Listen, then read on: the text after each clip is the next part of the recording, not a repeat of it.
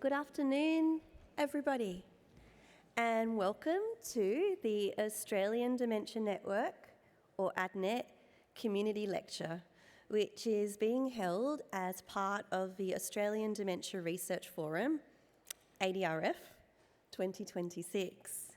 My name is Associate Professor Stephanie Ward. I'm a geriatrician, so a specialist doctor for older people at the Prince of Wales Hospital, and I'm a conjoint associate professor at UNSW. And I'm also really privileged to be the clinical lead for the ADNET registry. That's a clinical quality registry designed to monitor and help us improve the care of diagnosis and treatment of people who are diagnosed with mild cognitive impairment or dementia. So we've still got some people coming in, and there are plenty of seats on my right-hand side towards the front. And I really want to make sure people are comfortable for this afternoon. So don't be shy. Come and grab a seat. It's going to be a lovely and very informative afternoon. Before we begin, I want to acknowledge the traditional landowners where we're meeting today. And that is the land of the Gadigal people. And I want to pay my respects to elders past, present, and emerging. And I want to extend that respect to any First Nations people who are joining us today. It's really exciting and wonderful to see so many of you here with us this afternoon. This is the second time that ADNET has hosted a community lecture as part of ADRF. And ADRF really brings researchers together, but the missing piece was giving back to the community and sharing our knowledge more broadly. So this has been a really exciting and important initiative. And what we want to do is encourage awareness about dementia, about brain health. So a bit about ADNET. ADNET's a unique national collaboration, and it links together people who do research and science, clinicians, it links industry partners, it links policymakers, and really importantly, it also links people who have living experience. The work of ADNET spans dementia prevention, early diagnosis, treatment, care, intervention, clinical trials. And we've had a number of initiatives over the last few years. So I mentioned my area of interest, which is the registry, data to try and improve what we do in the clinical space. We've also released guidelines to improve what we do in the memory clinic. We've done research into blood biomarkers, clinical trials, and getting us ready for more clinical trials is this important space. And we're also helping to advocate translating what we know is helpful into our everyday lives. So I think many of us in our lifetime have already or will be touched by dementia, and I certainly have been professionally and personally. And we know that that can portend a lot of challenges, but there's also a lot of reasons for us to feel more optimistic for the future. There's been a lot of advances in research, and particularly in the areas of prevention, earlier and more accurate diagnosis, new blood tests, imaging, and even new treatments that are starting to emerge that for some of us in the field were unimaginable just a decade ago. So the future is changing before our eyes. So today you are going to hear from internationally recognised experts who will speak about brain health, prevention, diagnosis, treatment, innovation, and the important role of sleep and lifestyle in reducing our risk. And we're going to have time for questions and discussions after the presentations. We really hope you'll leave today feeling informed, hopeful, and empowered, and inspired to look after your own brain health and support others around you. I would like to sincerely acknowledge and thank our ADNET partners and sponsors who've made this afternoon possible, particularly Hammond Care and ARA. I'd now like to introduce Dr. Duncan McKellar from Hammond Care, who is a geriatric psychiatrist and clinical specialist in dementia. He was a co-author on the landmark Oakden report, which triggered the Australian Royal Commission into aged care quality and safety and has flown all the way from Adelaide. Welcome, Duncan. Thank you so much, Stephanie. Well, good afternoon, everybody. It's so wonderful to be here with you and to see so many of you out for this important event this afternoon. I'm really pleased to be here on behalf of Hammond Care and to be in partnership with ADNET to bring you the important content and the conversations that hopefully will be generated from this afternoon's event. As Stephanie mentioned, I'm a psychiatrist. I specialise in the care of older people, and it's a particular privilege and passion for me to work with people and their families when somebody is living with dementia. I was recently talking to a retired GP who is coming to terms with a diagnosis of dementia herself, and it's been a really difficult experience for her. And we were in conversation not that long ago, and she said to me, "Duncan, it's really important to me that I live with meaning and that I have some beauty in my life." And I was reflecting on that, and I thought about what wonderful human advice. Now, she's living with the changes that she's navigating as she lives with dementia. But in her wisdom, she was able to take me to a human truth that actually we all really want to live with meaning. We want to live well. We want to live rich lives that have some beauty in them. And it doesn't matter what our diagnosis is. And the reality is that as we age, things change. There are things to navigate. And yet that core human need for meaning, for a sense of beauty remains with us. The conversations and the information that you'll receive this afternoon really is helping us towards that end. And so it's wonderful to be able to sponsor this event for that purpose. Like Stephanie said, dementia touches all of us in one way or another. And I've been so privileged to hear the stories of so many patients that have come to me and allowed me to have a small part of their life and their story. But perhaps most importantly for me, my story is really about, and the reason that I do the work that I do, and actually the reason that I work with Hammond Care, because in Hammond Care we deeply care about people who are living with dementia, is when I was in my 20s, my mother, who was then in her mid to late 50s, started to become symptomatic for changes in memory and started to find some things that she'd found easy to do more difficult to do. And when she was 60, she was diagnosed with younger onset dementia, likely Alzheimer's disease. And then as a family, we went through an experience of 13 years as she navigated living with dementia. And we navigated that with her. And there were some times that were really difficult. There were other times that brought us great joy. But it was in those darker, more difficult times, particularly when we were navigating a system that didn't always seem to understand, where we were unsure of what decisions we should make, where we needed help, and sometimes it was difficult to find people, that I recognised that we really shouldn't go through this experience alone.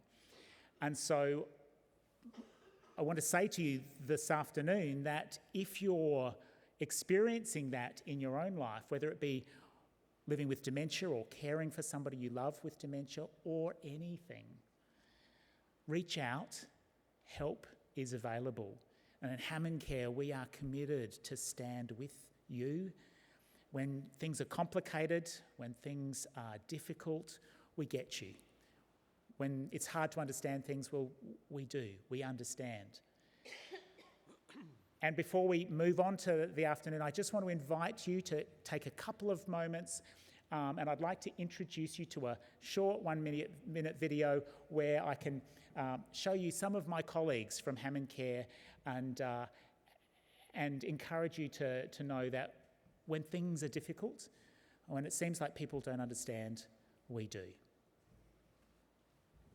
My whole life is in this house. but the kids aren't sure. I'm managing on my own. John's suddenly different. He's saying and doing stuff he's never done before. The doctor said we should consider palliative care, but I don't know where to start or what that even means. It's okay. She's my mum, but I really just don't know how to do this. At Hammond Care, we've been caring for people for more than 90 years. So if you're looking for aged care support at your place, our place, any place, give us a call and tell us what's going on. Because even if you don't know what to do next, we do.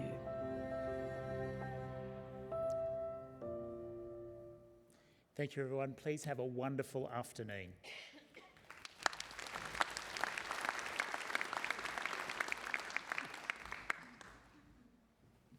Thank you, Duncan, for such a beautiful and poignant message. And we look forward to continuing our collaboration with Hammond Care. I would like to also acknowledge our two-time community lecture partner, Alzheimer's Research Australia, for their ongoing support and in commitment to advancing dementia research and awareness. It's now my pleasure to welcome Professor Vicky Vass.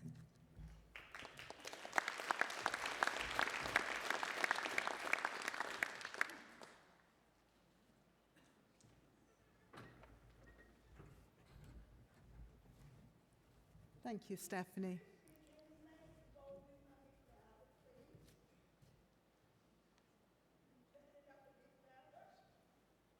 Let's ask, is that better? Can you hear now? No? Shall I try this one? Is that any better? Okay, we'll stick with this one. Good afternoon, everyone. On behalf of Alzheimer's Research Australia, I'd like to sincerely thank ADNET for inviting us once again to be part of this important... Oh, it's disappeared. We have a sound technician? Okay, we're back. For inviting us once again to be part of this important community lecture. For those who may not be familiar with us, ARA is an independent, not-for-profit. That's not sounding right to me. Is it sounding good to you? If I go there? Yeah? Okay. Maybe that's what I need to do, stand in the middle. Okay. So for those who may not be familiar with us, ARA is an independent, not-for-profit, and we're based in Perth in Western Australia. And I know that seems a long way away. We can actually get more quickly to Southeast Asia than we can to here in Sydney. So we are dedicated to advancing dementia research, improving diagnosis, developing new treatments, and ultimately working towards a future where dementia is prevented and cured. We are proud to be one of the 24 partnered institutions within ADNET and value the opportunity to collaborate with colleagues across Australia who share this vision. While our home is in Western Australia, our work and partnerships extend nationally and internationally. We strongly believe that meaningful progress in dementia comes through collaboration, innovation, and community engagement.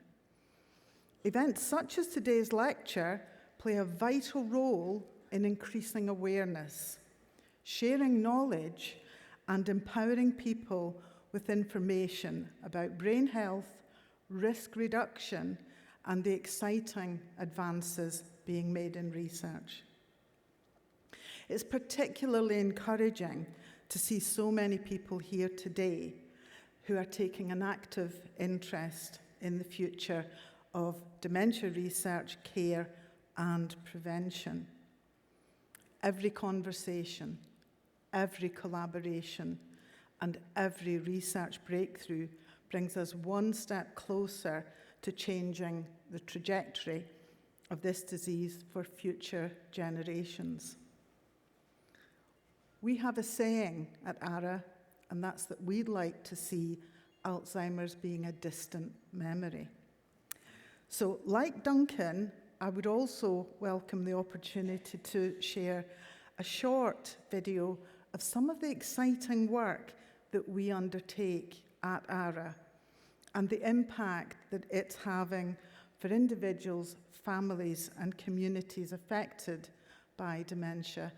And I'll just share with you, it's my absolute delight and pleasure to work with these wonderful researchers on a daily basis. Can we have the video? Welcome to Alzheimer's Research Australia, where science meets mystery and hope turns into discovery. Here, our team of brilliant minds are not just researchers, they are detectives. Leading this extraordinary team is Professor Ralph Martins AO, our Detective Chief Inspector. He's on a mission to uncover the pathways to prevention, intervention, and the latest treatments in the battle against neurodegenerative diseases. Meet Professor Hamid Sorabi, a pioneer in the early detection of dementia. His research is like uncovering the first critical clues in a complex case, giving individuals and families the chance to intervene. The earlier we detect, the better we can intervene. It's all about staying one step ahead. Dr. Prashant Bharadwaj is our specialist in childhood dementia, bringing hope to the youngest among us, ensuring they have a future where memories are made and not lost. Every child deserves a chance to make a lifetime of memories. I'm here to make sure they do. Dr. Steve Pedrini dives deep into the mysteries of HDL and its link to Alzheimer's. It is the tiniest clues that always leads to the biggest breakthrough. Dr. Benotia Fernando connects the dots between the gut and the brain. Her investigation into the gut microbiome could hold the key to understanding and preventing neurodegenerative diseases. The gut and brain are more connected than ever we imagined. Unlocking this can be more revolutionary. Dr. Eugene Hone, using retinal imaging as a biomarker for Alzheimer's. By looking into the eyes, he's uncovering the secrets hidden in the brain. The eyes are more than windows to the soul. They are windows to the brain. Dietitian Carolina Castro explores the role of diet in preventing Alzheimer's. Her research is proving that what we eat today could protect our brains tomorrow. Food is medicine. The right diet can be a powerful tool in the fight against Alzheimer's disease. We are on a mission to crack the case, and we won't stop till we do.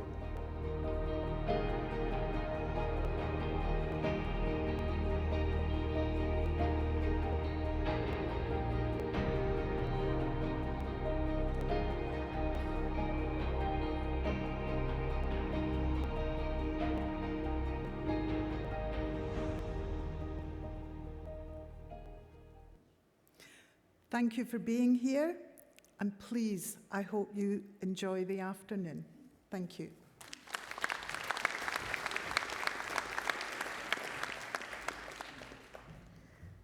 Thank you, Vicky. It's now my great privilege to introduce someone that I've had the honour to work with, and that is the Senior Australian of the Year, Professor Henry Brodaty. So Professor Brodaty is one of, I think, not only Australia but internationally considered a leader in dementia research, aged care and mental health. He's the Scientia Professor of Ageing and Mental Health at UNSW Sydney and the co-director of the Centre for Healthy Brain Ageing. Today, Henry will speak about maintaining brain health and what we can all do to support healthy ageing. Please join me in welcoming Henry Brodaty.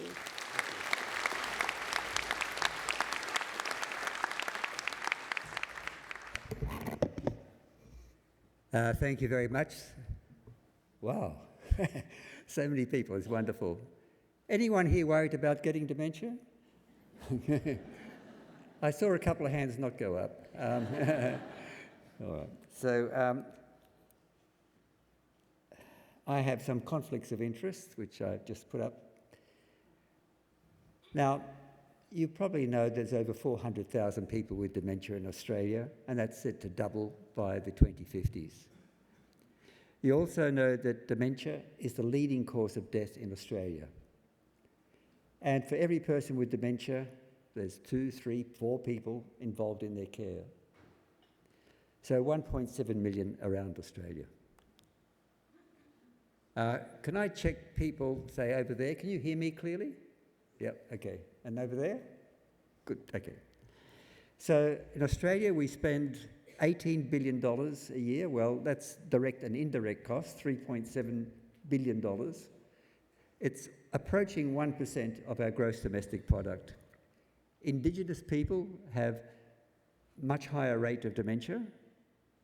There's over 200,000 people in residential care, aged care, and officially, just over half have dementia. Unofficially, it's probably closer to 75 or 80% or more. Many people with dementia live alone, and there's about 30,000 people who develop dementia before the age of 65, and 2,000 children who develop dementia as well.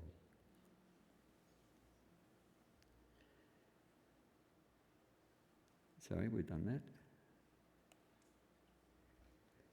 In April this year, the Minister of Health, Mark Butler, pointed out that in the 4 years from 2012, there was a net increase in the aged population over 80 of 70,000. In the 4 years from now, it'll be 300,000. That's a 4-fold increase. The rate of dementia doubles every 5 years after the age of 65.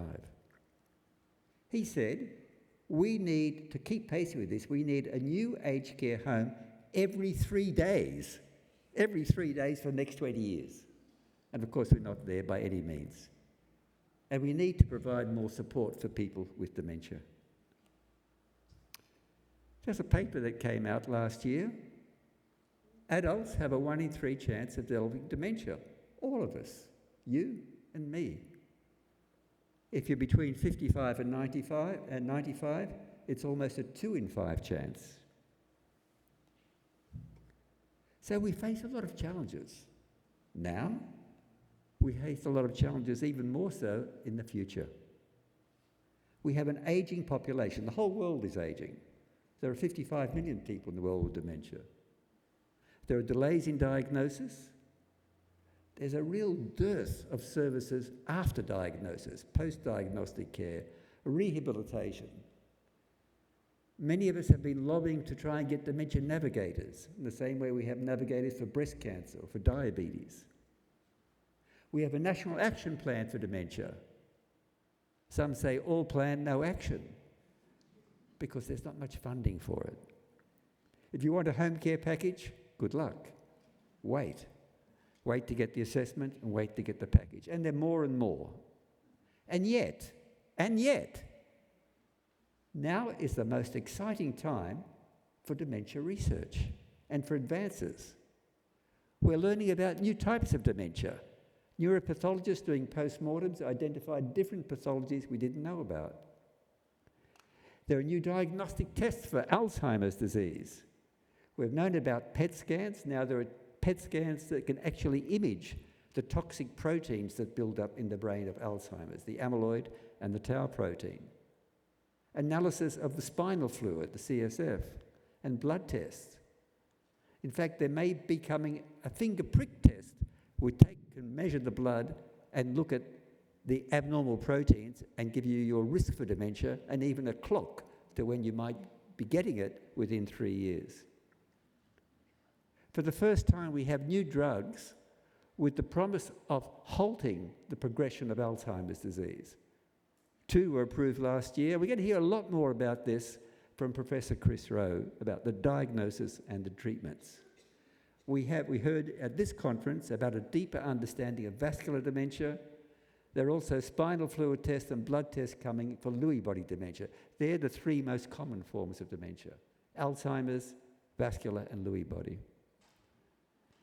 Now, as you heard, I was honoured with the Senior Australian of the Year award, and in my acceptance speech, I dedicated that award to all people with dementia, especially my father, pictured here holding me, and my mother, who was his carer, many, many years ago. So you can understand why prevention is a priority for me as well. He was diagnosed at 52, he died at 59. I was very pleased at the age of 60 to be still doing pretty well, and so far so good. So prevention is really important. Many of you have heard of this figure. 45% of the risk of dementia can be accounted for by 14 factors that are modifiable, that we can all do something about in our own life. We can make sure our blood pressure's under control, we can be physically active, we can avoid obesity and diabetes, not always, and high cholesterol, we can treat depression and so on. I'm not going to go through all of them. I'd just like to point out that 55% is not modifiable. And if people get dementia, we shouldn't say, oh, you should have done all this earlier in life. People can do everything and still get dementia. Let me give you some examples. Here's blood pressure. Midlife high blood pressure is associated with late life dementia. Treating blood pressure decreases that risk, and for every year of treatment, the risk is even lower. It not only benefits vascular dementia, it has a bigger benefit for them, but also Alzheimer's disease. And meta-analysis is a way of combining multiple studies. So 17 randomized controlled trials showed this. And there's a large study from the US which said we should be more vigorous in treating it, aiming for a systolic blood pressure up to 120 rather than 140. But there are a warning not to do this too quickly, and older people where the arteries get stiffer, you have to be very careful about how to lower the blood pressure. Is physical activity protective? There are studies with mixed findings. I'm a great advocate for physical activity, but not all the studies are showing benefits. And it may be because a lot of the studies are not looking at the intensity and the duration. So the benefits may be modest unless we engage in it more vigorously and combine aerobic and strength training.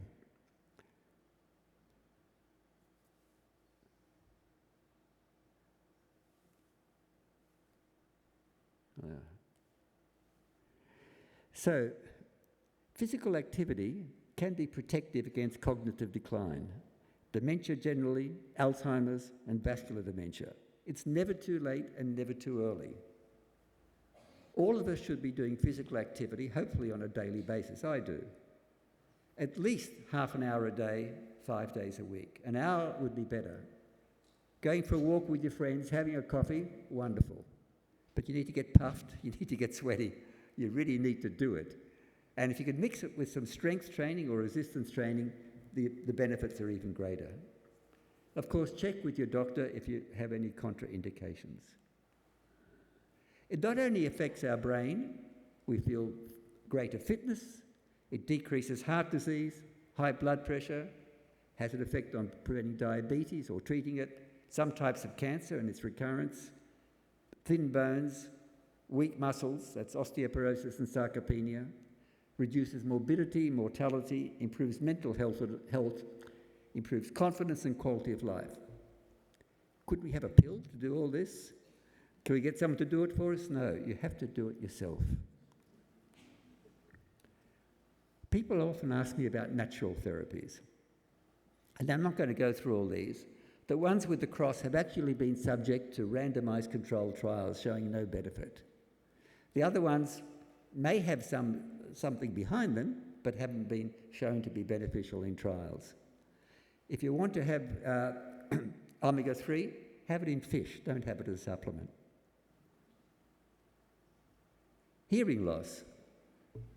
In the last decade, we've had more and more evidence that hearing loss is associated with dementia. Studies which have gone over, say, 17 years follow-up showing a definite connection. The good news is hearing aids help.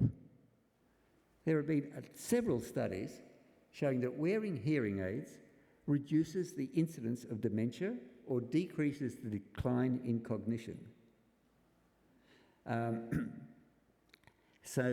One study showed it was particularly effective in people who started wearing hearing aids before the age of 70. So the earlier, the better.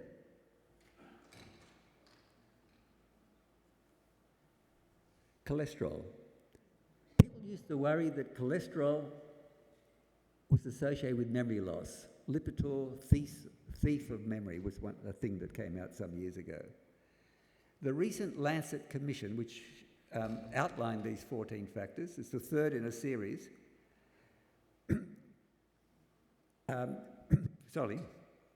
provided data from 3 large studies of over 1 million people and showed that for every 1 unit increase in cholesterol or low-density lipoprotein, there was a 5 to 33% increase in dementia risk. And of course, we can do something about it. 36 studies showing that use of statins, things like Crestor, Lipitor, there's lots of them, were associated with less dementia in general and Alzheimer's disease in particular. At CHEBA, the Centre for Healthy Brain Ageing, where I work at University of New South Wales, we have a particular focus on social determinants of health, ageing and dementia. Looking at social isolation and loneliness, 50% of the population aged over 60 are at risk of social isolation. A third will experience loneliness, particularly people aged over 75, people living in aged care, special groups like migrants, refugees, ethnic minorities, people not speaking English, people with mental illness, and strangely, Indigenous people. Being alone and being lonely are different. There's only a 28% correlation. A lot of it depends on personality. Some of us like to be alone. But being lonely, where you feel isolated, is the one that is more disadvantageous. So,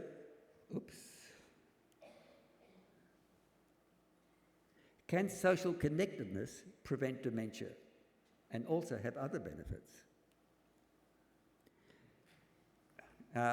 Suraj Samtani from our Centre for Healthy Brain Ageing led a study looking at, from the UK Biobank, looking at connections between dementia and social connectedness, and found all these aspects of social connection were associated with dementia.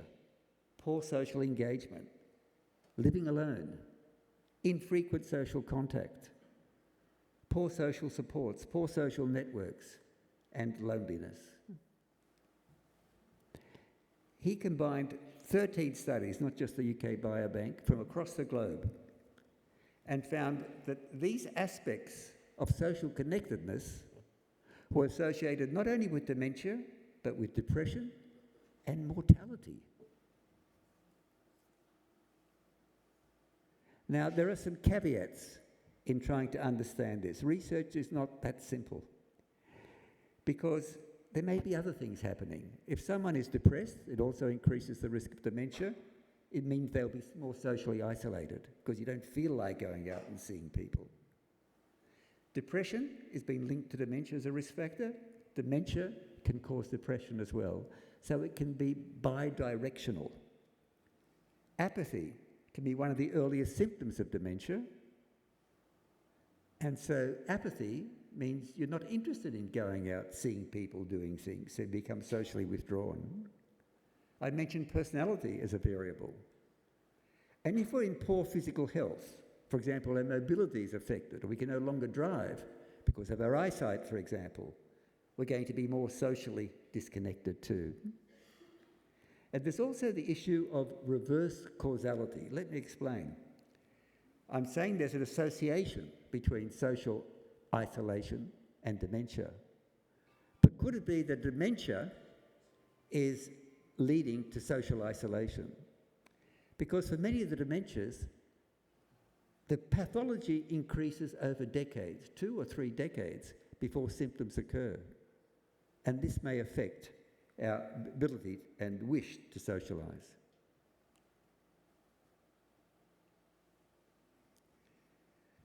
But we can overcome these caveats, these research obstacles, in some ways. We can do very long follow-ups. We can also look at the brains. And we showed that social support is associated with larger brain volumes. All our brains shrink as we grow older, about 0.7, 1% per year. But there's a slower decrease in people who are more socially supported. It also helps build cognitive resilience, a theme I'm going to come back to. The flip side is that people who are socially isolated or lonely had smaller brain volumes. So why do we care about social connections? Because of the high prevalence, which I've mentioned, of social isolation and loneliness. The fact that social isolation accounts for 5% of the risk of dementia. Now, I just want to divert a minute and talk about relative risk and absolute risk. If I told you that eating a certain food increased your risk of a disease by 100%, doubles the risk, you wouldn't eat that food. But if the disease only occurred in 1 person per million, it meant your risk now from going from 1 per million to 2 per million, you thought, well, what's the difference? So a 5% risk is a relative risk. If your risk of getting dementia is 30%, your risk now is 31.5%. See, that's the relative risk, so just bear that in mind. So people often get panicked when they read about all these risk factors and think, I'm definitely going to get dementia. The risk of mortalities due to poor social health is equivalent to the risk of obesity or of cigarette smoking. So what can we do about social connectedness? Well, there's lots.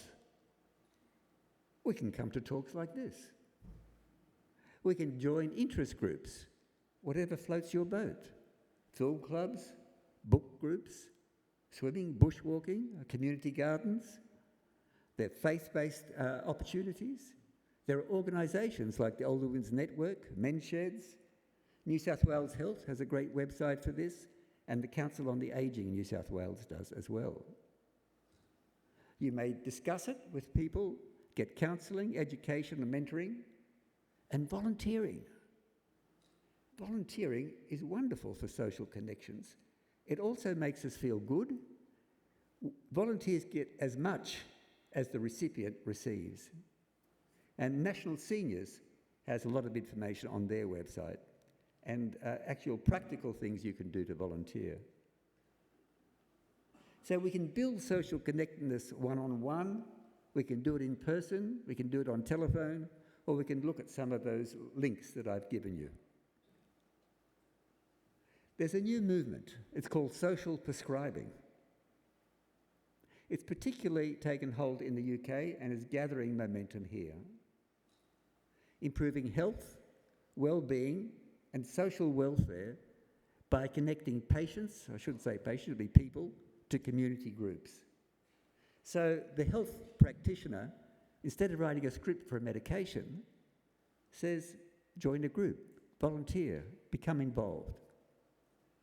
We heard from Duncan earlier about the importance of meaning, of purpose in life. We've been doing studies of centenarians and people who are super agers with great cognitive skills for their age. And they all say meaning, attitude, having purpose is important.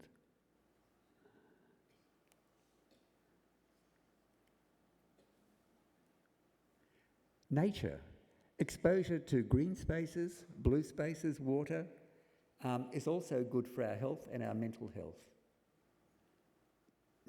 So we've been doing some research on this at Chiba and finding we have evidence to support that. Now, apart from the 14 risk factors, there are many other risk factors which have got some evidence.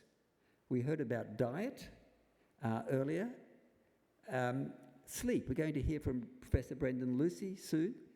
It's recommended that people should be sleeping between 7 and 9 hours, and people who sleep less or sleep more may have a higher rate of dementia. But again, this reverse causality needs to be factored in. Atrial fibrillation. I think it's about 1 in 3 people over 75 or 80 have AF. Many of you here will have AF and you'll be on anticoagulants. Chronic kidney disease, gum disease, there's some evidence, but the Lancet didn't think it was enough. And some psychiatric disorders like bipolar affective disorder and schizophrenia have been linked with a higher rate of dementia. Depression. Again, it may be the dementia leading to depression as well, but particularly late onset depression for the first time may be an early sign of dementia. There's been increasing evidence about the benefit of vaccinations, not just for the diseases against which they're issued, but for our mental, for our brain.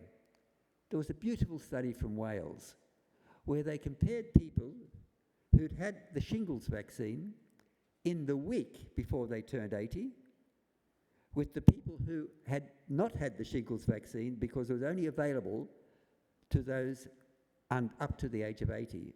So they compared the people 1 week younger than 80 to those 1 week older than 80 on the date the vaccination was. And they found a 20% reduction in the rate of dementia. That was a relative reduction, or an absolute reduction in risk of 5%. This was repeated in a study in England and a study in Australia. And it may not just be shingles vaccine. There's some evidence for pretty well every vaccine.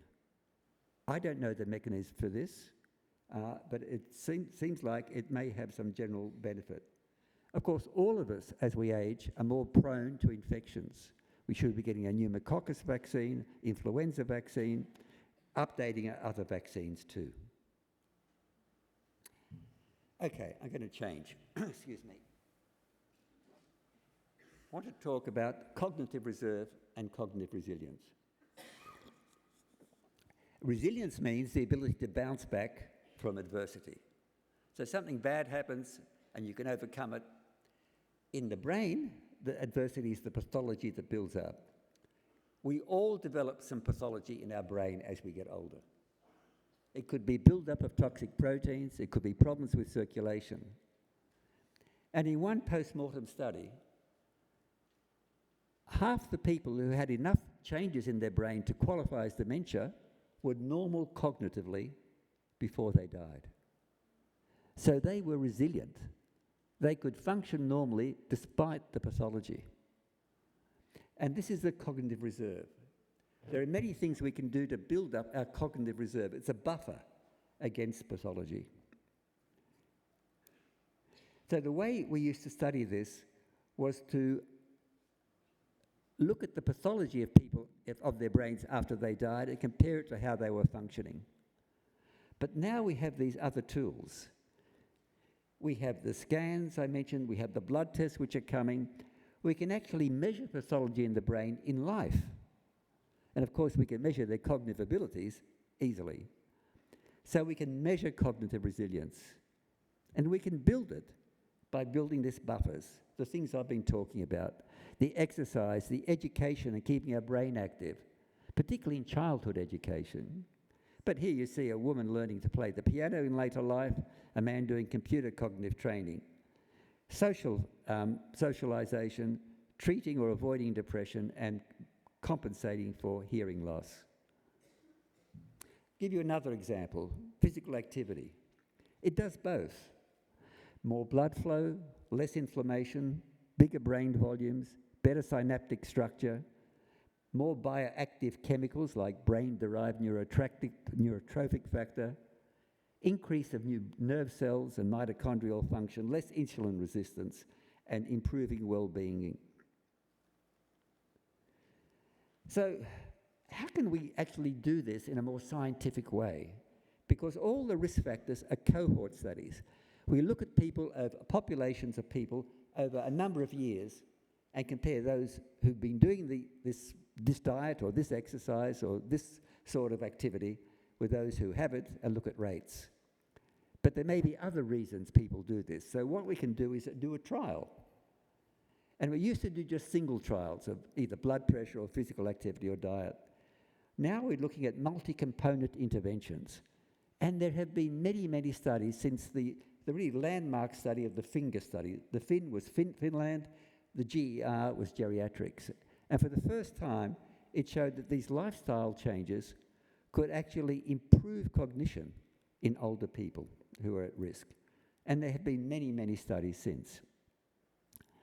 They have in common brain training, so there are computer programs around, physical activity, looking after our heart and our blood pressure, social connectedness, diet based on the Mediterranean principles, legumes, vegetables, extra virgin olive oil, almonds, walnuts, fish, moderate amounts of dairy and eggs, and lesser amounts of red meat and sweets, depression, anxiety, and general health checks. In pretty well all these studies, they were randomized controlled trials. What that means is, like flipping a coin, half the people would be allocated to receive the intervention, the coaching, and the other half will just get information. An interesting point is that pretty well all the information groups improved. So just giving people that information led to them changing their lifestyle and improving. But the people who got more intense intervention improved more. So this was a large study from the US. You can't read this, it's too small to print. I just want to point out, you see the 0.243 structured, 0.213 self-guided. Both groups improved. The structured one, where they got a lot of training, improved more. We did a trial called Maintain Your Brain. Oops, I've lost that one. Here it is. Maintain Your Brain. We just focused on 4 of the activities: physical activity, nutrition, brain training using a program from Germany called NeuroNation, and depression anxiety treatment. People did 10 weeks of each module in sequence every 3 months. So the first year was pretty intensive. The control group got information, both groups tailored to their risk factors. And each group got boosters until the end of year 3. The graph on your right shows improvement in cognition in both groups. The blue group is the coaching group, the red group is the information group. And they maintained it largely over 3 years. We then did the cost-benefit analysis on this. The cost of the program, it was a randomized controls trial, so it was more expensive than needed to be, was offset by savings in presentations to hospitals, emergency departments, medical consults, and medications. So it became cost neutral or beneficial. So we have a number of strategies to prevent dementia. It can be at the individual level, at the healthcare practitioner level, at the community level, at the policy level. So strategies for individuals, I've covered this. We can all do something. We all have the power to look after our brains. Health workers, doctors have been terrific at treating and preventing cardiovascular disease, looking at our blood pressure, telling us to stop smoking and to exercise. Now it's time to really encourage doctors and other healthcare professionals to think about brain health. In fact, all of us should be thinking about brain health. I mentioned social prescribing earlier. At a community level, having parks where we can walk, be access to green spaces, blue spaces, places where we can meet our friends or have a coffee with them. And so these are things that are available as the way we plan our society. And at a policy level, we've been very good at prevention in Australia. Skin cancer, slip, slop, slap. We need the same slip, slop, slap for brain health. We need a policy, we need funding for it, because it'll pay for itself. Not just with brain health, but all the other benefits. Have any studies yet proven we can prevent dementia? No, not a single study. They all show we can improve cognition or delay its decline or reduce our dementia risk. The reason we haven't shown it is because these studies need more than 5 years, which is the maximum you get on a research grant. We need 10, 15-year follow-up. So can we prevent dementia and other Alzheimer's and other dementias? Not yet, but delay is possible. For every year we can delay the onset, we reduce the incidence, the number of new cases, by 10%. 10%. We have 440,000 people in Australia. We have about 100,000 people who develop dementia each year. So that would be 40,000. That would be 10,000 people fewer each year. The longer we can delay it, because it's largely a disease of late life, the less our chance. If we could delay it till after we die, we're laughing. So the next steps. We need a healthy brain promotion program at a population level, working with GPs, with specialists. Ideally, it should be whole of life. Education is most powerful in childhood, but it's never too late. We propose that there should be a start at the 45 to 49-year-old group, and from there on. Roll out a digital national program, and for people who are concerned or worried, we would recommend having a program like we had with MYB Best Plus. We just got a grant to be able to roll this out in 9 areas of Australia. My time is up. We know this would be more health benefits and cost savings. Our challenge is to do this, and all of us need to be involved.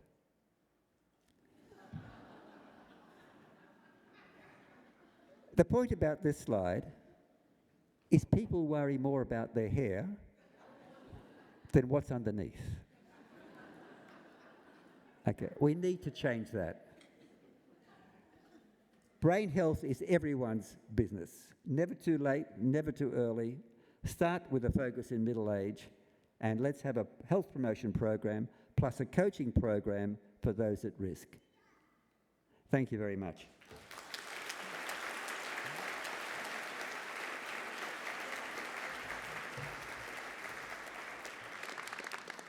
Thank you so much, Henry. I think that we all feel really energised, and I'll try and put less time and focus into my hair. I think it's already obvious I don't probably put enough time into my hair. I'd now like to welcome our next speaker, Professor Kaarin Anstey, an ARC Laureate Fellow, Director of the UNSW Ageing Futures Institute, and a Senior Principal Research Scientist at Neuroscience Research Australia, or NEURA.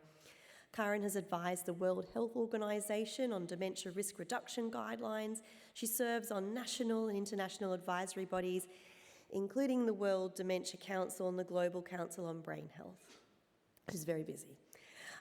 Today, she's going to speak to all of us about how we can actually reduce our dementia risk.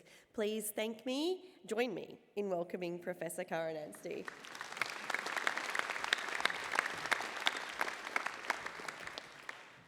Thank you, Stephanie, and it is wonderful to see you all here today. It's really great, after being in a very heavily scientific meeting, to be really engaging with the community and getting the information that we learn about in our science out.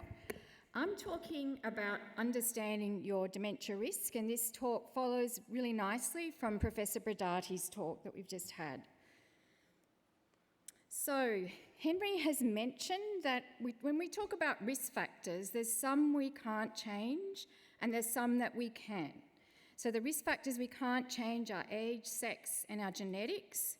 And some people have persistent mild memory and thinking problems, which they can't change. And risk factors increase the probability of something. They don't mean that you will definitely develop dementia if you had a risk factor.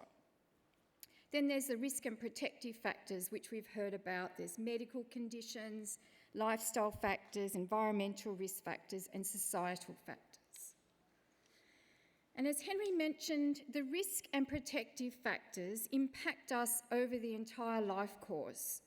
So sometimes when we look at our studies, we find very small effects for benefits. So we might find a 1% improvement per year for people who are physically active.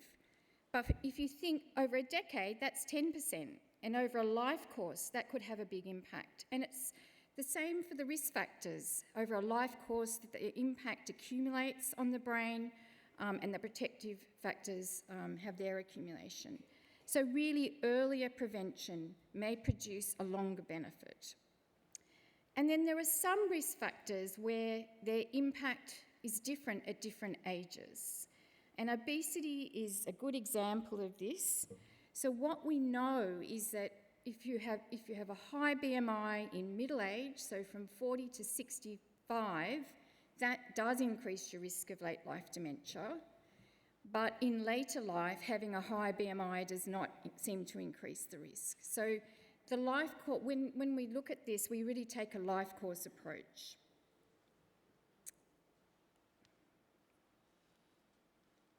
So a question that we all get asked often is, do I have a higher risk of dementia if my parent had dementia or has dementia? And I think many of us here today, because dementia is just so prevalent, many of us have parents or have had parents with dementia. So researchers have tried to answer this question, and there was a very large cohort study by Walters and colleagues where they followed thousands of people and asked them about whether a parent had developed dementia. And in general, what they found was that if someone's parent developed dementia over the age of 80, generally that did not increase the risk. It was when somebody's parent had developed dementia at an earlier age, so below 70 or between 70 and 79. And it didn't seem to matter whether that parent was a mother or a father, because another question we get asked is, if my mother had dementia, is that worse than, say, if my father did? But it doesn't seem to make any difference. Now, there's a lot in the genetics. Obviously, that's a whole area which I'm not going to go into. This is just a general message about the genetics.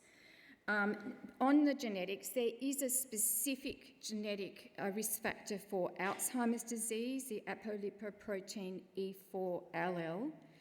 We've conducted a big population study in Australia, and we found that 1 in 4 people in our study, in the study of 7,500 people, had 1 copy of this, and a much smaller number had 2 copies. So it's very prevalent. If you do have 1 copy, you've got 2 to 3 times the risk of developing Alzheimer's disease, and if you have the 2 copies, you have about 10 to 15% times the risk. But going back to some of what Henry was talking about with that resilience, we actually find people in our research studies who have 1 or 2 copies, or the 2 copies, who don't ever develop Alzheimer's disease, and we find people in the studies who develop Alzheimer's disease without the genetic risk. Now, another question we're often asked is, if I have that genetic risk, is there any point in pursuing lifestyle risk reduction, since I've got the high genetic risk, or even a low but slightly increased genetic risk? And this question has also been answered by researchers who've looked at, there's a number of studies that have looked at this, but the one that I've got on the slide on the right is taken from the UK Biobank, which has hundreds of thousands of people. And what they were able to show in that study is that the people who had the highest genetic risk actually had the biggest benefit from following a healthy lifestyle. So that difference between the height of the orange bar and the green bar is the difference between the people that had the unhealthier lifestyle, which was the people that had the highest risk, and the green is the people that had the healthiest lifestyle. So you actually get more benefit from healthy lifestyle if you've got higher genetic risk. You're still obviously at risk, but the benefit. So it means that prevention is important for everybody. So how do I know if I'm doing enough? It's another question we often are asked. Some of the risk factors are very obvious, So with smoking, we know smoking increases the risk, and the answer there is, well, don't smoke. But things like physical activity, I'm often asked, how do I know if I'm doing enough physical activity? I swim, is that protective? Or I do yoga, is that enough? Again, researchers have spent a lot of time looking into which types of physical activity are beneficial. The easiest way that I've found to talk about this to the community is really to think about our national guidelines on physical activity. And what we know from studies that have pulled together all the research is that people who follow national guidelines have been shown in big, long studies over 5 years to have a 40% reduced risk of Alzheimer's disease. Now, the national guidelines, Henry covered them, and in brief, it's 150 minutes of moderate to physical activity per week and 2 sessions of resistance or strength training. So that's one easy way to establish if you are doing enough physical activity. Then there's a lot of other research which delves into a lot more about that, which you can look up, but I think that's a simple way of thinking about it. And then in terms of diet, we know a lot of evidence now that adhering to the MIND diet, which is a particular form of the Mediterranean diet, is associated with a reduced risk of cognitive impairment and dementia. So we found this, we followed up about 2,500 older Australians over 12 years, and we had measured their dietary patterns in our first assessment. We followed them up and we looked at who developed cognitive impairment and dementia, and we found that the Australians who adhered to this diet the most had the lowest risk. Now, the MIND diet is like the Mediterranean diet, so it's lots of fruit and veggies and fish, but it has some specific guidance around some more neuroprotective foods that have been based more on research on the nutrients within the foods. And what it recommends is not only eating vegetables every day, but eating green leafy vegetables every day. And then eating fruit regularly, but specifically having berries twice a week.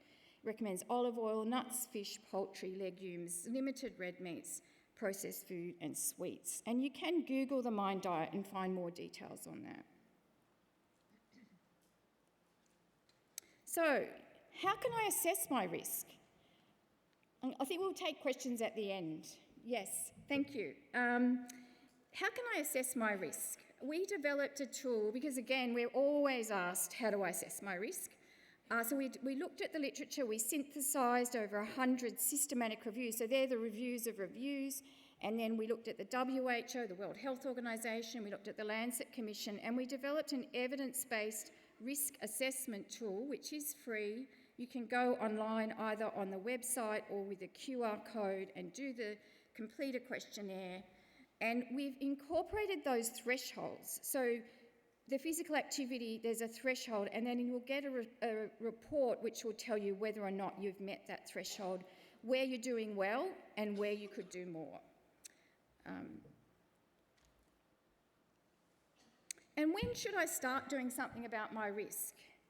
You might be wondering, and this is for all people, what we say is it's never too early, but it's also never too late. So we do see benefit for people. I mean, even people with dementia, we see benefits when we change lifestyle and address some of the vascular risk factors. So there's always benefit in adopting these. But as I said at the beginning, starting early, you've got a longer time period to reap the benefits. There does seem to be something special about middle age. A lot of the risk factors emerge in middle age. So a lot of people develop high blood pressure in middle age, type 2 diabetes, obesity, and that clustering of those, what we call vascular risk factors in midlife, does seem to be particularly important, and it does increase the risk of late life dementia. So we often, and I think that's why Henry's talking about that midlife health check has been particularly important. And the other thing is that brain pathology can already be detected. Again, when we do studies of the community, this is not people coming through clinics, this is big studies of the community, we start to see brain changes in midlife. So we think that's a particularly important time if you haven't started thinking about it already. And there's also a lot of family changes and work changes that often occur in that stage. So just to summarise, understanding your risk factors can be modifiable or non-modifiable. They influence you all over your life, so small habits will stack up, and there are scientific thresholds for risk. So we've developed a free tool for you to use, and we also have some interventions underway for people who are already having memory problems. So if you're concerned about your memory or you're already struggling with memory, we have developed an online study. It's called CogCoach Health. We've got the QR code there, and I have some brochures. And that is a multi-domain risk reduction trial. Involves physical activity, seeing an exercise physiologist, seeing a dietitian.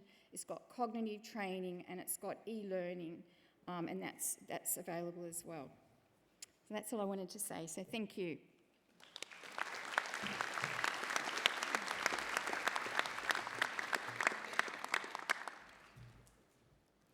Thank you so much, Kaarin, for that insightful presentation and for your leadership in dementia prevention and brain health research. Our next speaker is Professor Chris Rowe. He's the inaugural director of the Australian Dementia Network, ADNET. He's a director of molecular imaging research at Austin Health, professorial fellow at the University of Melbourne. So he's enjoying the better weather and the clear skies here.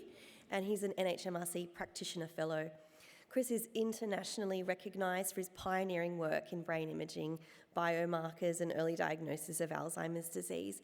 He's a highly cited researcher since 2014, I think the top 1% in the world, reflecting the global impact of his research. And today he's going to talk to us about innovations in dementia diagnosis and treatment. Please join me in welcoming Professor Chris Rowe.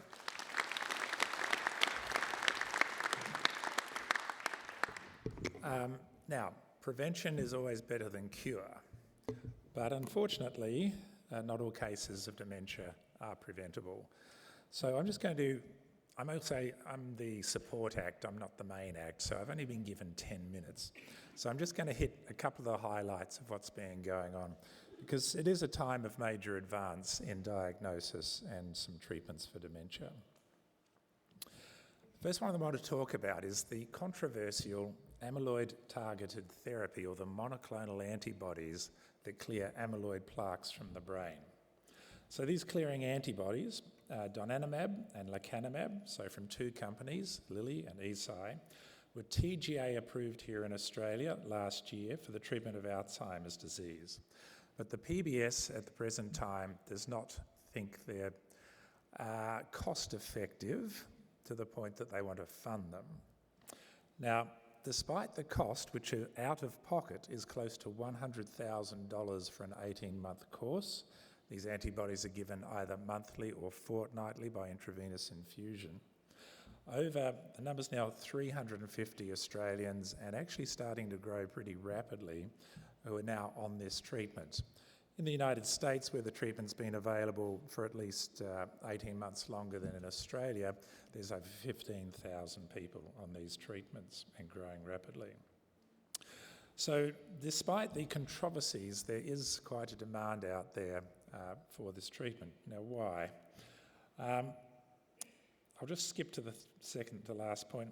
The overall benefit is that they slow the rate of decline. Now, they're not wonder drugs. They don't make you better. They don't stop you from deteriorating. They just slow down the rate at which you get worse. And what does that equate to? Well, basically, the people that got 18 months of treatment in the trials ended up 6 months better off than the people that didn't have the drug. So in 18 months, it buys you 6 months of time, 6 months before you're going to progress, more before you progress to severe dementia. And I should point out these drugs only work when given in the very early stages of Alzheimer's disease, what's called mild cognitive impairment or mild dementia. There is encouraging evidence that 6 months might increase to a full year of benefit, about when people are followed up 4 years after treatment, but it hasn't been done for 4 years with a proper randomised trial. The trial's only ran for 18 months, so we can't be 100% sure that that benefit really has blown out to a year, and hopefully even more with longer follow-up. But it's encouraging. Now, the problem is there are risks. So damaging side effects will occur in 1 in 50 that have this treatment, and death will occur in 1 in 200 that have this treatment. So, as mentioned, not a wonder drug. The real excitement is that this is really a first step though. It's the first time we've had any drug that affects the course of Alzheimer's disease, which is the most common cause of dementia. So it's like the early days of chemotherapy. The first chemotherapeutic agents were very nasty and they bought you some time. These aren't very nasty, but they're a bit nasty and they're buying you some time.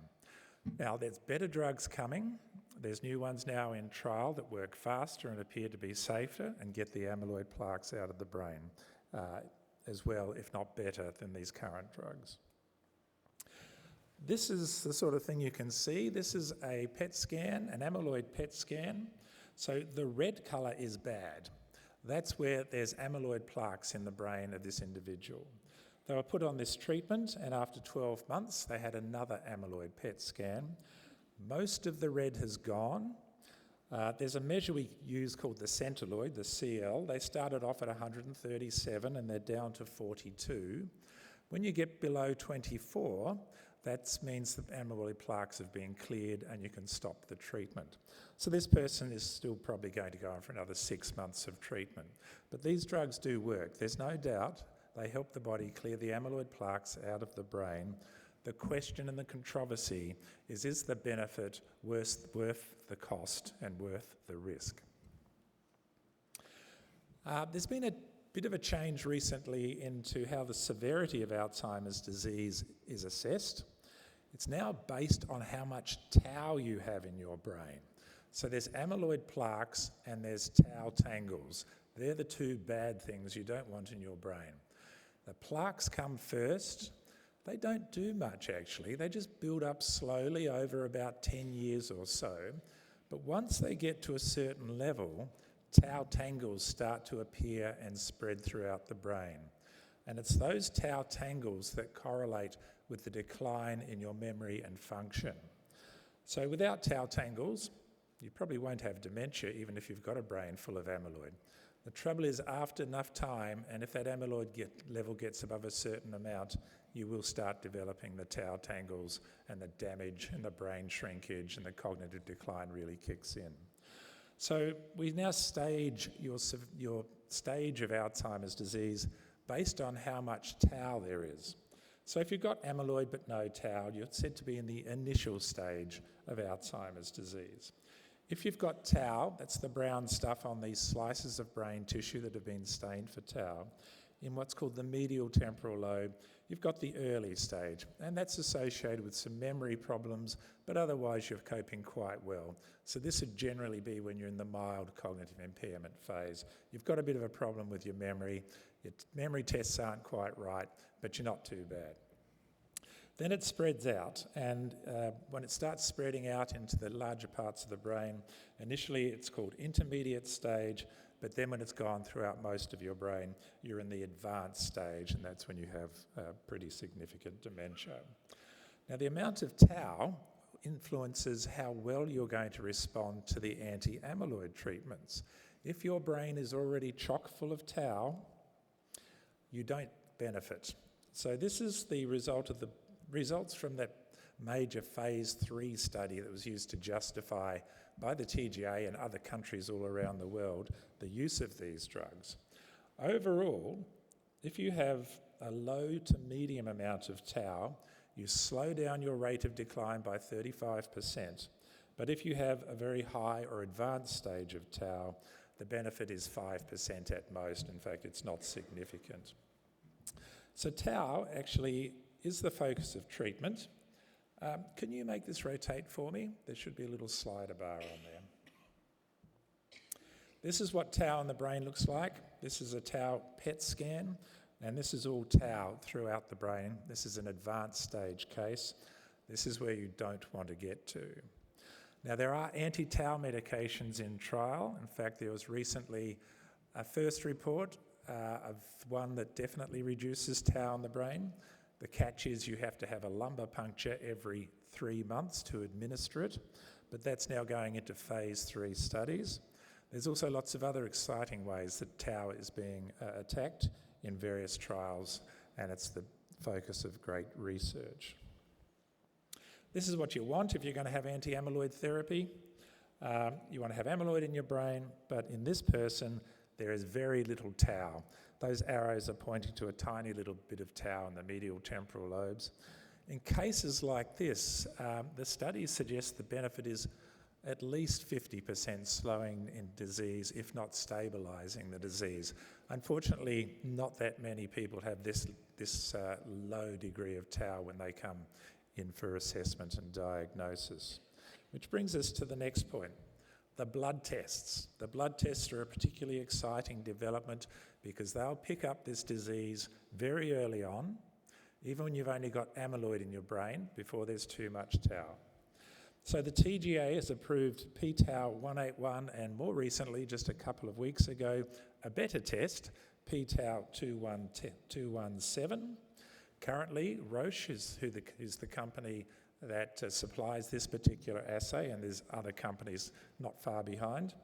They're setting up testing sites around Australia, and when they're in place, there'll be public announcements about availability of this test. But of course, it's not going to be covered by Medicare initially, and the likely cost is about $300 to $400. What can you do with it? Well, as I mentioned, amyloid plaques start forming over a decade before the tau and the symptoms appear. The p-tau217 can detect this. We then call that preclinical Alzheimer's disease. So you've got some of the Alzheimer's pathology in your brain, but you're not showing any signs of it. This is also a good test for diagnosing Alzheimer's disease as the cause of cognitive impairment, so memory and other thinking problems when they're mild or even when you're in the dementia phase.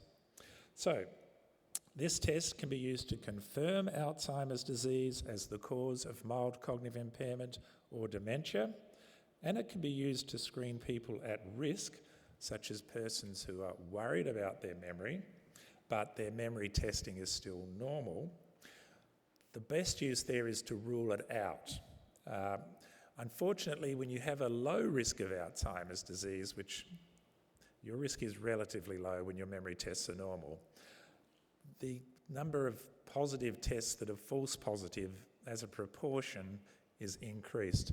So 1 in 4 tests that are positive in a low risk group, so if you're just getting checked for it, there's about a 1 in 4 chance that your positive test is going to be incorrect. But the negative tests are 95% correct. So if your test is negative, it's extremely reassuring that you're not developing Alzheimer's disease. We're testing this in 3 states in Australia at the moment with GPs in Adelaide, Newcastle and Melbourne, working closely with leading GPs with interest in dementia in these states. And we've already tested 180 people, and we're going on to test another 220. The results are very encouraging. With this test, a GP is as accurate as a specialist in diagnosing Alzheimer's disease in people that do have abnormal memory tests. And that's been shown in Sweden as well in a very large study.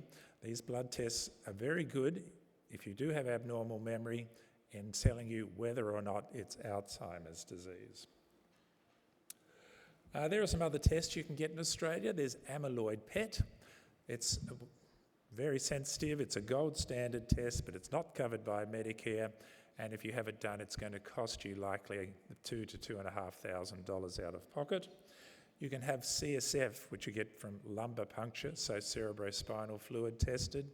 That will cost you about $400. And there is a blood test that's also available that can be sent off to the United States, which has been available for a year or so, but that costs you $1,500. With this new test available, I don't think there'll be much demand for that. So this is the future investigation as I see it, and the future is basically here. If you have objective cognitive impairment, it means on your memory test you score badly, and you have a positive blood test, and you've had the usual workup, a CT scan and some blood tests to make sure your thyroid's working okay. If that's positive, unfortunately, you've got Alzheimer's disease with over 90% certainty. And that's better than an expert without this test, which is only about 70 to 80% accurate.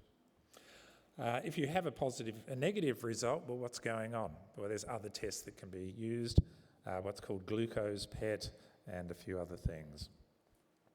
If you have subjective cognitive impairment, in other words, you're worried about your memory, you think it's declining, but your test scores are normal, then a negative test rules out Alzheimer's disease with something like 95% confidence. If it's positive, though, you've got about that 1 in 4 chance of a false positive result, so you may want to have further testing. You'd certainly want to be doing all the good things for your brain. Now, these tests and these treatments are no substitute for what has been talked about, looking after your brain, exercising, etc. So this is the near future. If you've got a concern about your memory, you'll go to your GP. They'll put you through a CT scan, routine tests, and some simple cognitive tests like the mini mental state or the MOCA. You'll get the blood taken, and then you may be managed by your GP if they're confident in what to do with somebody with a positive test, or sent to a specialist for further assessment, perhaps with a view to the drug treatments or going into research trials. And no matter what, you should be concentrating on your risk reduction and brain health, because that also is likely to slow the rate of decline. So thank you for your time.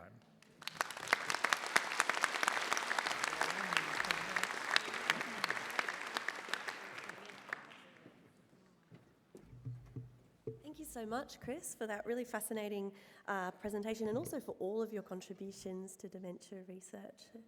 Really been a pioneer.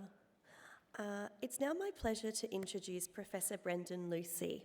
Now, if you think that Chris has travelled a long way to be here from Melbourne, Professor Lucey's come all the way from the Washington University School of Medicine in St. Louis, United States of America. And he's where he's the Professor of Neurology and the Director of the Sleep Medicine Centre. Brendan's work has helped shape our understanding of how sleep disturbances may contribute to dementia risk and how sleep interventions might support brain health and prevention strategies. Today, Brendan is going to talk to us about sleep and dementia prevention. Please join me in welcoming Professor Brendan Lucey.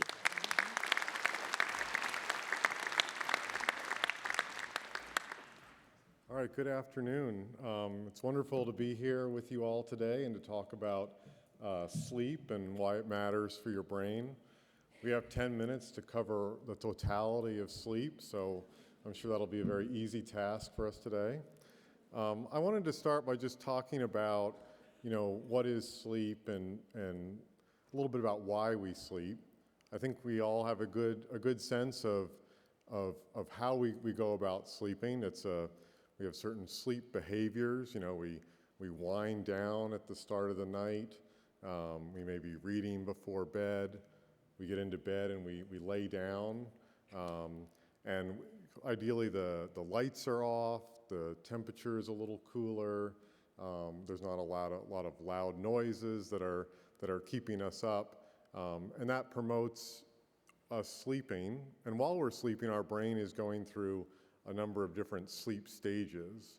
We'll kind of oscillate between lighter stages of sleep and then deeper stages of sleep, like rapid eye movement sleep.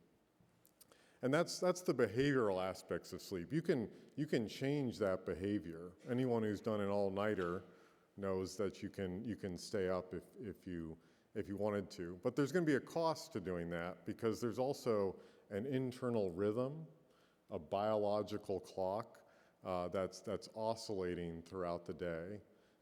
So when in the morning when you wake up, that clock's promoting wakefulness. It's helping to keep you awake. And then when you get into the nighttime, it's helping to promote sleep. And you can change your behavior much faster than you can change your clock. I can feel that right now because it's after midnight in St. Louis, Missouri. And in the few days I've been here, I have changed my sleep behavior, but my internal clock is still a little bit behind. It'll take a little longer to reset. Now, sleep disturbances can arise from an enormous number of possible disturbances. This could be behavioral, like we talked about. Say if you have young children who are waking up in the middle of the night and you're having to care for them. It could be you're a caregiver for someone with dementia. That can be very disrupting of your sleep. There could be a lot of fragmentation that occurs from a sleep disorder like sleep apnea. And so teasing out what's causing someone's disturbed sleep can be quite a challenge. And as we get older, the causes of sleep disturbances I think they just really grow. Medical problems could potentially cause sleep issues. Medications that are being taken for those medical problems could potentially cause problems with sleep. Some of the things that have been discussed earlier, like social isolation, could also be impairing of sleep or mood concerns. In determining what's causing a sleep disturbance in a given individual can be very challenging. Primary sleep disorders like obstructive sleep apnea also increase as we get older and become more prevalent. Now, how does this connect to Alzheimer's disease? There's a couple of points I want to highlight about that. One, when we have poor sleep, there's evidence that those toxic proteins that we've discussed, like amyloid beta and tau, that those levels in the brain go up. And there's two mechanisms by which this happens. One is that they're released more from the neurons in the brain, but also they're not cleared as effectively. And so it's not that one poor night of sleep is going to increase your risk of developing, say, Alzheimer's disease, but if you have poor sleep for years and years and years, that could potentially have negative impacts on your risk of Alzheimer's disease. This is something that we're really trying to tease out because there is a bidirectional aspect of sleep and Alzheimer's disease. That's already been mentioned a couple of times today. There's evidence that poor sleep can increase your risk of developing Alzheimer's disease, but also that as you begin to develop those changes in the brain of Alzheimer's disease, that can negatively impact your sleep.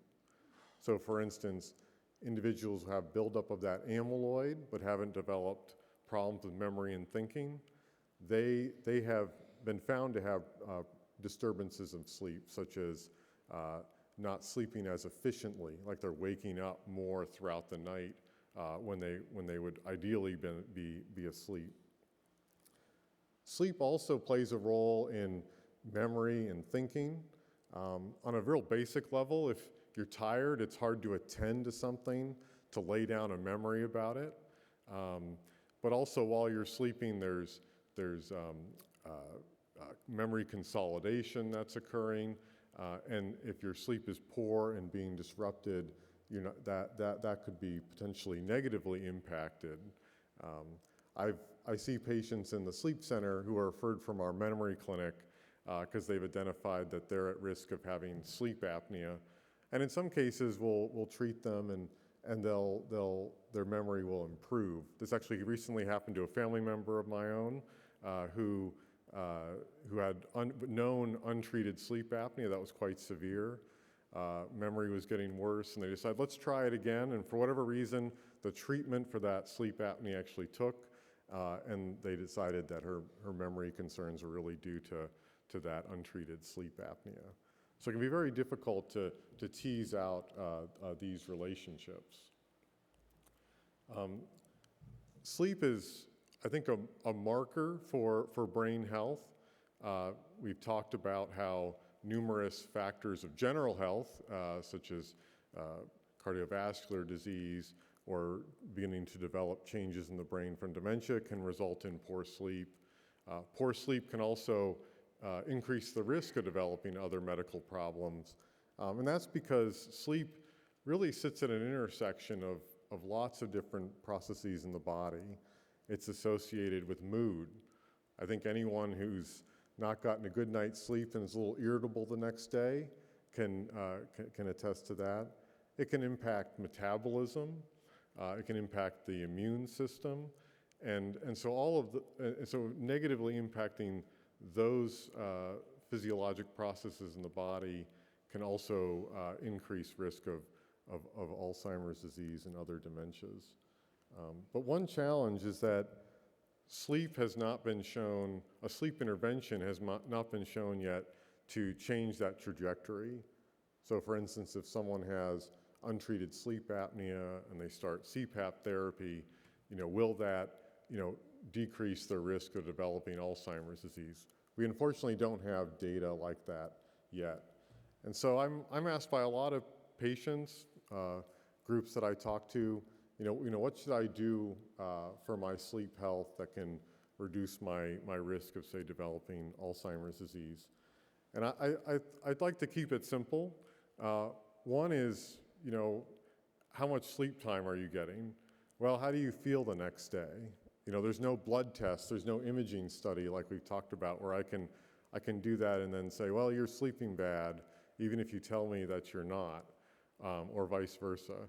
So, how do you feel the next morning when you wake up? Has the sleep been restorative so that you're able to go about, your activities during the day so that without being too sleepy and drowsy?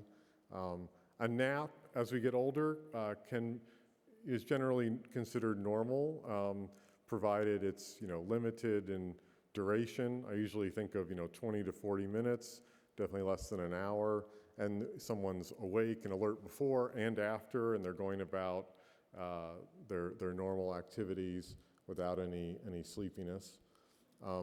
You want to take the steps to really align your sleep-wake behavior with your circadian rhythm.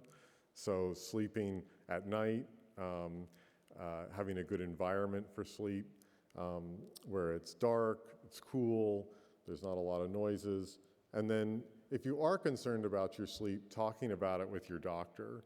There are a lot of treatments for sleep disorders like insomnia or sleep apnea. And having that discussion with your doctor is really, I think, the critical first step to determine what's the right course for you to take. So I think some patients and some individuals get very focused on the specific amount that they're sleeping. And I've seen patients where they come in and they're sleeping 6-7 hours and they've been told they should be sleeping 8, and they have some concern about it. But I think focusing on how you feel for you individually is really the critical point at this point. So I'd really like to thank you for your attention and for allowing me to come here and speak to you about sleep problems and Alzheimer's disease. And I think we're going to have a question period here next.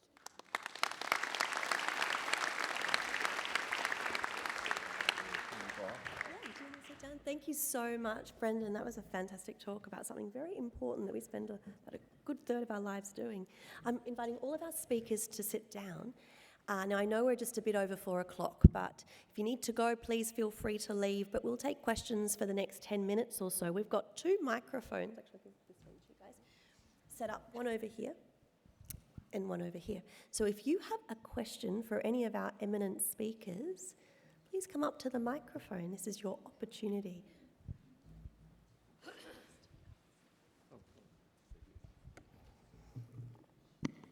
Greg. Stephanie. My question is for Dr. Henry. Your thoughts on, we haven't seen anything here today about interactions of older people with dementia, with school students, primary, secondary, and the positive effect of that with people with dementia. Your thoughts and the studies seem to indicate that intergenerational programs that are well planned and purposeful can either diminish the onset of dementia and or diminish the severity of dementia. And why is it we're not sort of doing more with school students and schools in this space, both for education and for the person with dementia? An excellent question. Thank you. Thank you, Greg, for that question. I don't know if there's any evidence that it helps prevent dementia, but it certainly has been shown that, and we have an Emmy Award-winning star chairing this meeting. Many of you will have seen the program Old People's Home for 4-Year-Olds. Anyone saw that program?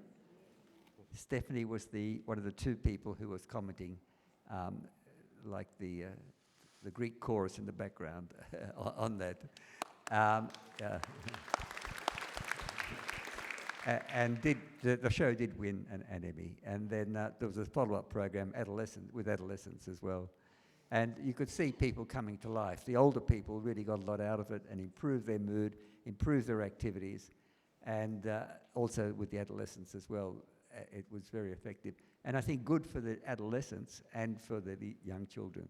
So there are mutual benefits. Why aren't we having it? It's not part of our culture. We need to encourage it more and look at the benefits that flow both ways. That's great. And there is a study looking at intergenerational preschools and its role in reducing dementia risk and frailty being run at the George Institute as well, the Integrity Study. So an excellent question. I think you were next over there. Hello. Thank you. Hi, thank you very much. My question is about the issue of hearing loss. And I think most people would conclude the social isolation that may be a result from hearing loss is probably the first thing that comes to mind, but I'm interested in the research behind perhaps the neurological aspects of it. Let's say, for example, somebody has hearing loss, but they are very socially connected and that's not affecting their daily life, but perhaps there are things in their brain that are happening because their hearing is not as good as it could be. It's a great question. The question is, what's the mechanism of hearing loss increasing the rate of dementia?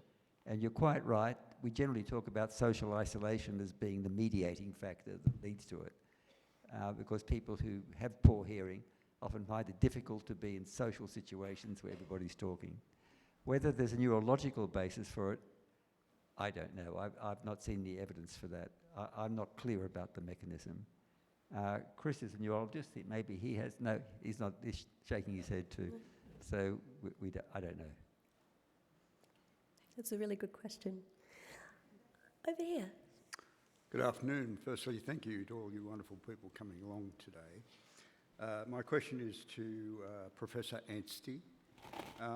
There seems to have been some publication of and discussion of the daily use of or daily consumption of avocado and pure virgin olive oil resulting in better cognitive performance. I wondered if you'd like to comment on that, please. Thanks for that question. So I think what we look more at now is dietary pattern, and the Mediterranean and Mayan diets do include olive oil specifically, but they're actually, a criticism of those diets is that they're cultural because they were developed in particular cultures. And there's actually, for example, a China Mayan diet which uses different oils. So they're not the only beneficial oil, but they definitely, olive oil has been shown to be beneficial, but I don't know about avocado oil specifically. Okay, thank you. It certainly sounds delicious though. Hello, good afternoon. Thanks for great presentations. I work in midlife women's mental health, particular interest in perimenopausal, menopausal health, and thinking about the prevalence quite enduringly on sleep disturbance for women, and thinking about what we've heard today around sleep and dementia, Alzheimer's generally, and whether there's more research coming that would have that more gendered lens, and particularly thinking about the sleep, any other studies you'd recommend or any comments you have on that? The question was about sex differences in... And perimenopause and menopause and the effects that has on sleep and dementia risk, is that right? And how do we address that? Yeah, it's a fascinating area that needs a lot more research. There are a few contradictions around sleep and Alzheimer's disease risk. The first is that slow-wave sleep has been hypothesized to have some important aspects in terms of being somewhat protective. There's more brain clearing that seems to be occurring during slow-wave sleep, so removing more of the toxic proteins, for instance, have some positive effects on memory. But males actually have a much greater reduction in slow-wave sleep than females, but females have a higher risk of developing Alzheimer's disease, and sort of how to reconcile those two issues. And around menopause, there are changes in risk of some sleep disorders like sleep apnea.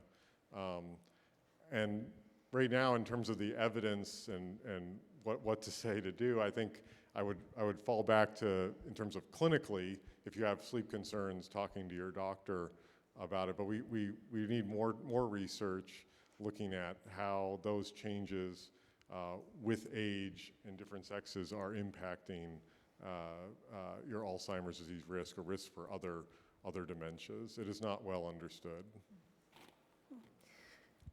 Great question, great answer, and lots of work to be done. We might take one final question over here. Thank you. Oh, I had two questions. Just very quickly. So with sleep, if you have a history of insomnia but not related to sleep apnea or any other specific diagnosis, do you think it's okay to take sleeping tablets when you're older because you don't have the same risks of becoming addicted or whatever that you may say about young people using them, but that it's preferable for older people to at least be getting a good night's sleep, even if they are using sleeping tablets? That's the first one. Yeah, that's an excellent question, and one that get asked a lot. The main answer is always the best treatment would be no medications, and to do an intervention called cognitive behavioral therapy for insomnia, which is where determining what is the cause of the insomnia, and what would be a good behavioral intervention to try to treat it. I do get contacted by my geriatrician colleagues where they've tried that, nothing's working. What would I recommend for a medication? My recommendation after trying to explore whether we could not do a medication would be a group called dual orexin receptor antagonists. So these are drugs that block a wake signal in the body. And there is one that has been on the market and approved for about 11 years, and it's been tested in individuals who actually have Alzheimer's disease and insomnia and shown to be safe and effective. That drug's going off patent in a few years, and I do think we'll see increased use of it. Other sleep hypnotics like Ambien, which is a common one, are associated with greater risk of falls and abnormal sleep behaviors, particularly in the elderly, and I would avoid for those reasons. You may see news reports associating taking those medications with increased risk of developing dementia, and that gets to the reverse causation paradox that was discussed earlier in the bidirectional relationship. Those studies are not really designed to answer the question of, at what stage are all of those participants at in developing Alzheimer's disease? Have they begun to develop amyloid accumulation in the brain, which is impairing their sleep? And that's why they're on a medication, rather than they're taking the medication and that's increasing their risk. But the short answer is ideally no medication would be the treatment for insomnia, and I think I would really discuss extensively with your doctor other possibilities. And the other one was just in relation to the huge expense of the drugs targeting amyloid. So obviously at $100,000 a year, it's only available to extremely wealthy people. So are you expecting the costs to drop substantially within, 10 years or whatever? What are your expectations? About a third of that cost is the cost of giving the intravenous infusions and seeing doctors and having MRI scans. With the ones that are coming, the treatment may only need to be given for 3 months to clear the amyloid out, so there should be a cost reduction associated with that. And there's more competition coming to the field, so hopefully, yes. There's also subcutaneous ways of giving these drugs that are coming along and should be available shortly. That will also help reduce the costs. But they're still going to be expensive, but hopefully much less than they currently are. Thanks, Chris. And thanks to everybody who has spoken this afternoon. I think we've heard so many inspiring presentations, and I'm certainly leaving with some new knowledge. I hope that you will all be able to continue to keep active and stay socially connected, looking after your physical and mental health, looking after your sleep, engaging your brain and looking after each other and being compassionate to yourselves as well. On behalf of the organising committee, I'd sincerely like to thank our 4 wonderful speakers for sharing their expertise and insights with us today. And I'd like to acknowledge and thank our sponsors and supporters, the Australian Dementia Network, ADNET, Hammond Care, and Alzheimer's Research Australia, ARA. Thank you all again for being part of this important conversation. We hope you leave today feeling informed, encouraged, and inspired. For more information about our national collaboration work on dementia, please visit the ADNET website, which is www.australiandementianetwork.org.au. Have a wonderful afternoon and evening. One more thing. Stephanie has been incredibly generous with her compliments about the organisation of this and the preceding meeting, but Stephanie is the convener and has really been the leader of this whole week, and I just want to acknowledge her and thank her very much for a terrific job.